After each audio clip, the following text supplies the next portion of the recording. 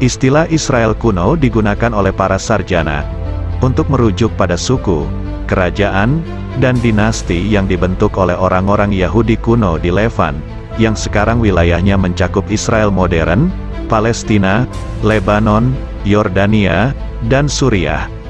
Para sarjana terutama menggunakan 3 sumber untuk merekonstruksi sejarah Israel kuno, yaitu penggalian arkeologis, dengan menelaah Alkitab Ibrani, dan teks-teks yang tidak ditemukan dalam Alkitab Ibrani, seperti catatan dari Asyur dan juga dari Mesir.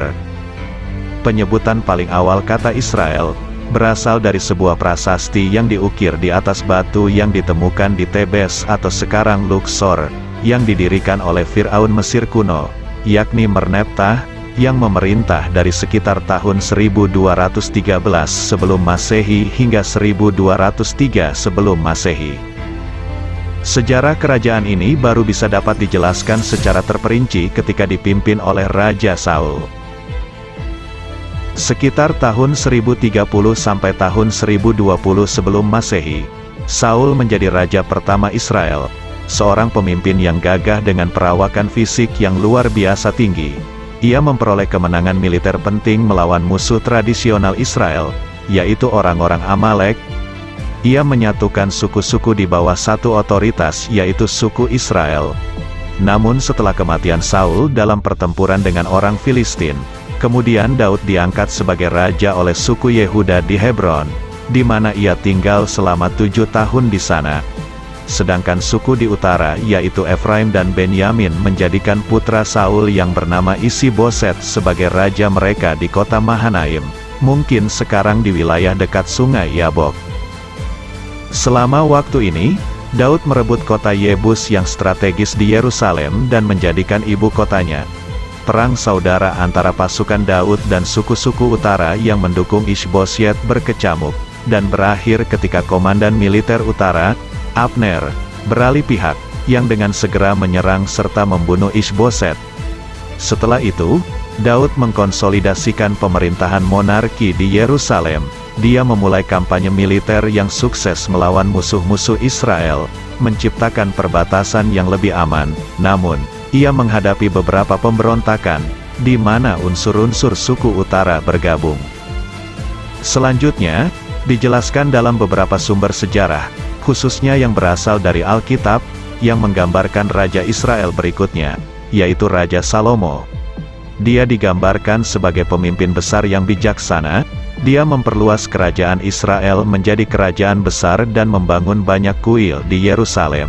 Pemerintahannya digambarkan sebagai masa perdamaian, keamanan, dan kemakmuran yang belum pernah terjadi sebelumnya bagi Israel.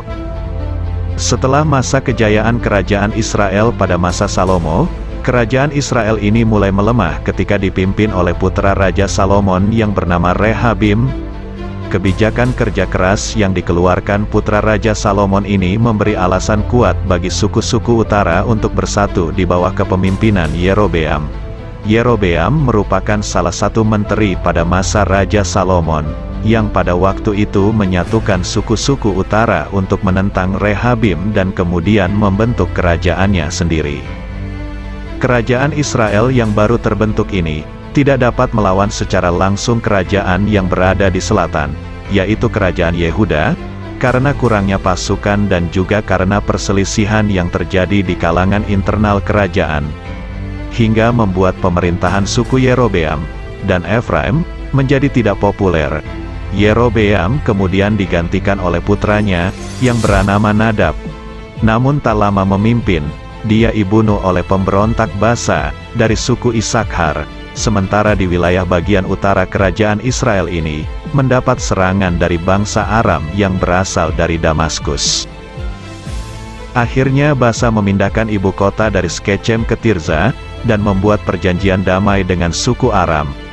Kerajaan Israel masih memiliki keuntungan dari jumlah penduduk yang lebih besar dan sumber daya alam yang lebih baik daripada kerajaan Yehuda di selatannya.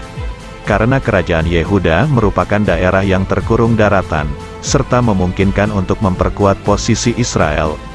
Namun, ketika Raja Asa dari Yehuda berkuasa, dia mempengaruhi orang Aram untuk memutuskan hubungannya dengan Basa, yang membuat Israel kehilangan tanah subur di barat Laut Galilea serta dataran tinggi yang berada di selatan. Putra Basa, yakni Elah, terbunuh dalam kudeta militer yang dipimpin oleh Komandan Kavaleri Zimri.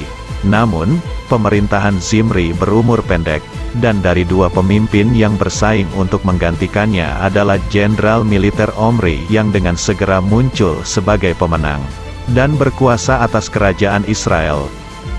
Omri mendirikan dinasti yang kuat dan membuat Israel menjadi kekuatan regional utama. Dia membangun ibu kota baru yang mengesankan, kota Samaria, yang berlokasi strategis di wilayah Palestina Tengah, meningkatkan kendalinya atas perdagangan darat dan menyediakan akses yang baik ke Mediterania. Dia mengakhiri perang saudara dengan Yehuda dan menjalin persahabatan dengan bangsa Fenisia dari Tirus, dengan melakukan pernikahan antara putranya, yaitu Ahab dan putri Tirus yang bernama Izebel. Pada masa ini Israel mulai stabil. Raja Omri kemudian digantikan oleh putranya, yang bernama Ahab. Dia meneruskan kebijakan ayahnya. Dia juga meneruskan kebijakannya dengan kerajaan Yehuda untuk melawan kekuatan Asyur, yang pada waktu itu dipimpin oleh Salmaneser II. Namun sebelum berperang dengan Asyur, mereka berperang kembali dengan bangsa Aram yang pada waktu itu berkuasa di Damaskus. Ketika perang dengan Damaskus pecah, Ahab tewas dalam pertempuran di Ramot Gilead. Ahab digantikan oleh anaknya, yaitu Ahazia. Namun dia meninggal segera setelah naik tahta dan digantikan oleh saudaranya, yaitu Joram. Dia dengan penuh semangat menuntut balas terhadap penguasa Damaskus. Namun sebelum menyerang Damaskus, dia dikudeta oleh seorang pemimpin militer yang bernama Yehu. Joram dan ibunya, Izebel, segera dihukum mati bersama dengan seluruh keluarga besar mereka, dan diikuti dengan pembantaian besar-besaran terhadap para penghuni istana. Yehu juga membunuh pemimpin sekutu selatan Joram, yaitu Raja Kerajaan Yehuda. Ironisnya membuka jalan bagi putri Izebel, Atalia, untuk merebut tahta di Yerusalem. Segera setelah merebut kekuasaan, Yehu menemukan dirinya dalam masalah dengan Raja Hazael dari Damaskus. Jehu mengajukan meminta bantuan kepada Salmaneser III dari Asyur, sebuah tindakan yang dikenang dalam obelis hitam yang digali di Irak Utara. Namun, ketika kampanye Asyur melawan Damaskus mulai berkurang, Hazael berhasil menang melawan Israel dan Yehuda. Di bawah putra Yehu, yaitu Yehoahaz, Israel menjadi negara bawahan Damaskus. Baru setelah kematian Hazael, Asyur kembali menyerang Damaskus. Ini memungkinkan putra Yehoahaz, yaitu Yoas, untuk mengalahkan raja baru Damaskus, Ben-Hadad III, dan berhasil mencaplok beberapa wilayah milik Raja Damaskus.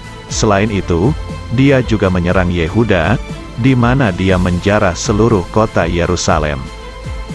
Setelah dipimpin oleh Yoas, kini tampuk kekuasaan Israel diserahkan kepada Yeroboam II. Pada masa ini, Israel mencapai puncak kejayaannya kembali, setelah berhasil merebut wilayah Suriah dan Transyordania. Hal tersebut membuat Israel menjadi kekuatan yang lebih besar daripada pada zaman dinasti Omrian. Namun, kejayaan tersebut hanya berlangsung pada masanya saja.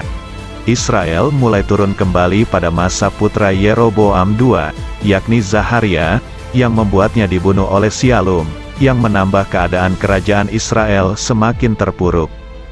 Tak selang beberapa tahun, Salum pun dikudeta dan dihukum mati oleh seorang perwira militer yang bernama Menahem. Pada masa kepemimpinannya, Israel sudah tidak bisa lagi menghindari superioritas bangsa Asyur. Menahem tercatat berhasil mencegah invasi dari Asyur dengan membayar upeti ribuan perak kepada Tiglat-Pileser III, yang pada waktu itu berkuasa di Asyur. Kemudian masa selanjutnya, Menahem digantikan oleh putranya yang bernama Pekahyah, namun dia hanya memerintah sebentar. Hal ini dikarenakan Pekahyah berhasil dikudeta oleh Pekah. Pekah naik tahta sekitar tahun 735 sebelum Masehi. Pada masanya, kerajaan Israel bersekutu dengan Damaskus melawan Asyur dan Yehuda. Saat melawan Yehuda dia memiliki beberapa keberhasilan. Tetapi saat melawan Asyur mengalami kegagalan, dan harus kehilangan wilayah Galilea. Wilayah Israel sekarang tidak lebih dari daerah-daerah kecil yang mengelilingi ibu kota Samaria. Setelah gagal menghadapi Asyur, Pekah dibunuh oleh Hosea yang merupakan raja terakhir Israel. Hosea tunduk terhadap Asyur sampai sekitar tahun 724 sebelum Masehi. Namun ketika kerajaan Mesir mulai mendekati wilayahnya, dia mulai berencana memberontak terhadap Asyur dan bersekutu dengan Mesir. Ternyata kebijakannya sangatlah keliru, karena setelah memberontak, Asyur dengan kekuatan besar menyerang kerajaan Israel, yang membuat ibu kota jatuh kepada pasukan Asyur pada tahun 722 sebelum Masehi. Sekitar 27.000 penduduknya dilaporkan dideportasi, dan wilayah Samaria dijadikan salah satu provinsi Asyur.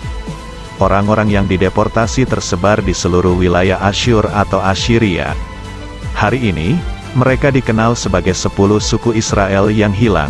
Asyur membawa berbagai bangsa yang berhasil dikuasai untuk dijadikan budak, sehingga membuat orang-orang Israel ini kemudian bercampur baur dengan bangsa lainnya.